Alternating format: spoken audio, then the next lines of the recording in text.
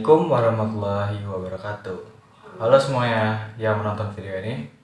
Perkenalkan, nama saya Rena Vega Prawira dengan NPM 224111104.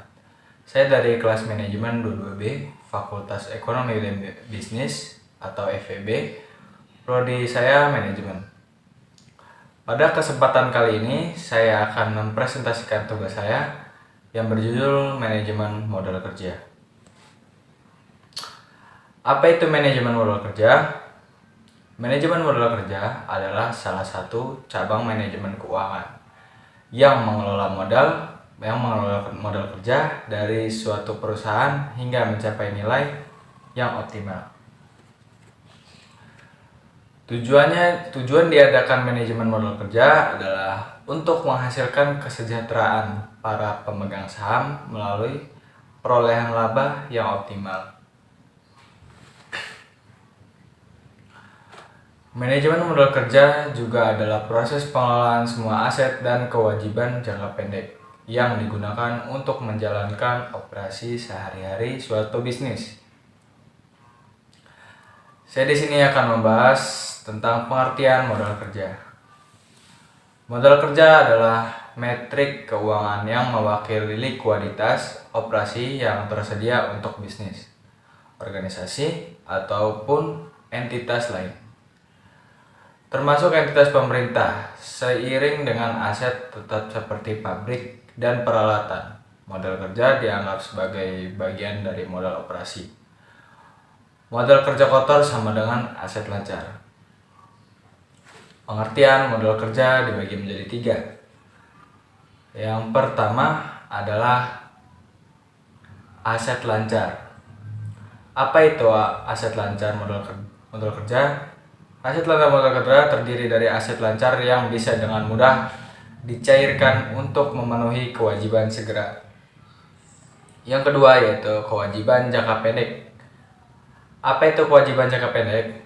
Inilah sumber dana yang digunakan untuk membiayai modal kerja. Yang ketiga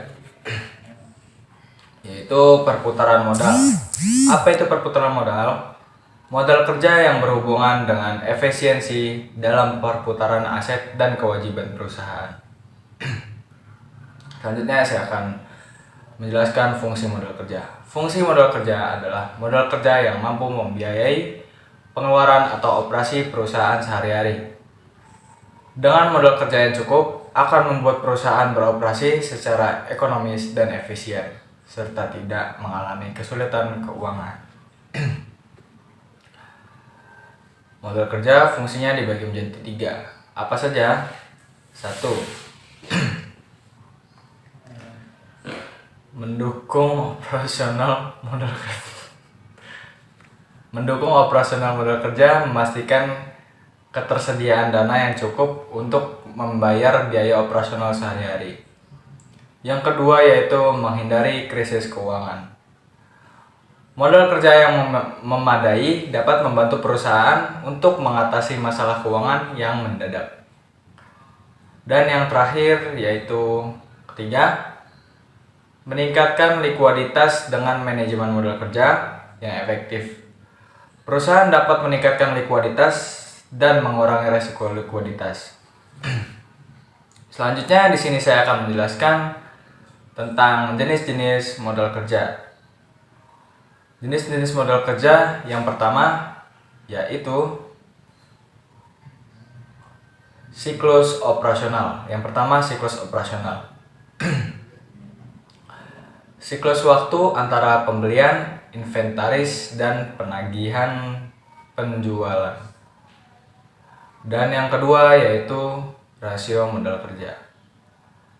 Rasio yang menggambarkan kemampuan perusahaan dalam memenuhi kewajiban jangka pendek dengan aset lancar.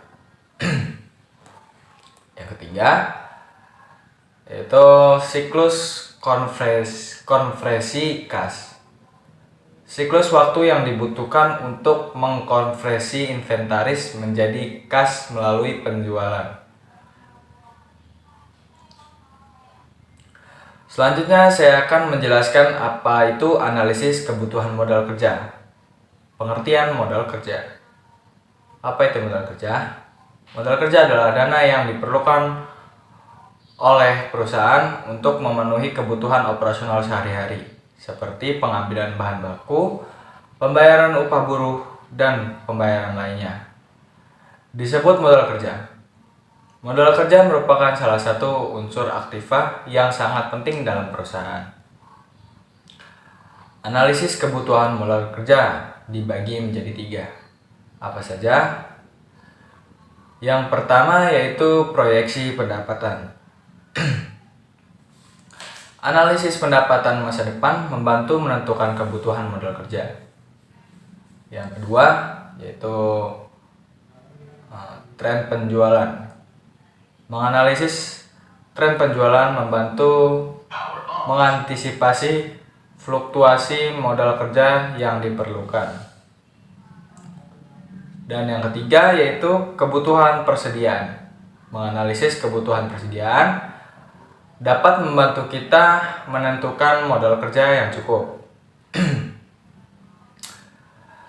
Dan yang slide selanjutnya saya akan membahas dan menjelaskan strategi pengelolaan modal kerja.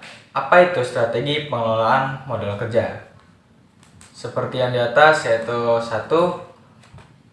Pelunasan kewajiban. Pelunasan kewajiban manajemen modal kerja yang baik mencakup pembayaran tepat waktu untuk menghindari denda pembayaran. Yang kedua, yaitu perpanjangan siklus pembayaran. Dapat mendapatkan waktu ekstra untuk membayar faktur pemasok dan meningkatkan keuangan perusahaan. Yang ketiga yaitu optimalisasi persediaan. Optimalisasi persediaan menjaga persediaan yang tepat untuk menghindari biaya penyimpanan yang berlebihan. Dan yang terakhir, keempat, yaitu penyederhanaan dalam proses mengurangi biaya operasional dengan menyederhanakan proses operasional yang rumit. Dan slide selanjutnya saya akan membahas dan menjelaskan tentang pengukuran efektivitas modal kerja. Yang pertama, working capital ratio. Rasio ini mengukur kemampuan perusahaan dalam menggunakan aset lancar untuk membiayai kewajiban jangka pendek. Dan yang selanjutnya, yang kedua, yaitu data sales outstanding atau DSO. DSO fungsinya untuk menunjukkan rata-rata jumlah hari yang diperlukan perusahaan untuk mengumpulkan pembayaran dari penjualan kredit.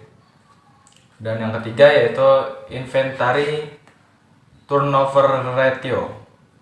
Rasio ini menghitung seberapa cepat persediaan perusahaan diubah menjadi penjualan. Itu saja yang bisa saya sampaikan dari materi yang di atas. Jadi kesimpulannya dan saran yang bisa saya berikan yaitu manfaat yang didapat adalah manajemen modal kerja yang efektif dapat membantu perusahaan menghindari krisis keuangan dan meningkatkan efisiensi operasional. Saran penyempurnaan dari saya yaitu perusahaan perlu terus memantau dan mengevaluasi kinerja modal kerja untuk meningkatkan hasil dan meminimalkan resiko. Pentingnya pelatihan. Karyawan perlu dilatih untuk mengelola modal kerja dengan baik demi keberlanjutan perusahaan. Itu saja yang bisa saya sampaikan. Mohon maaf jika ada salah kata dari saya. Wassalamualaikum warahmatullahi wabarakatuh.